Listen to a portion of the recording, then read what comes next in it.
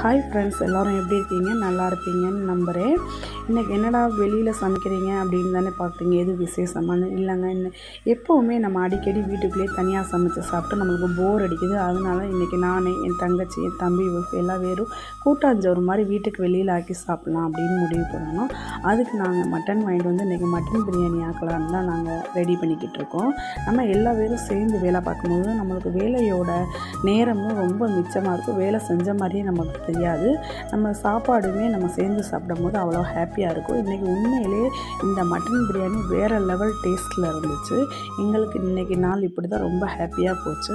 நான் எங்களுடைய குழந்தைகள் எல்லாமே ஜாலியாக என்ஜாய் பண்ணி சமைச்சு சாப்பிட்டோம். நீங்களும் இதே மாதிரி சமைச்சு சாப்பிட்டு பாருங்கள், ரொம்ப ஹாப்பியாக இருக்கும்.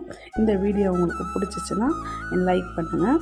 இந்த மட்டன் பிரியாணி ரெசிபி உங்களுக்கு வேணும்னா சொல்லுங்கள், நான் ஃபுல் வீடியோ போடுறேன். ஓகே ஃப்ரெண்ட்ஸ், பாய்.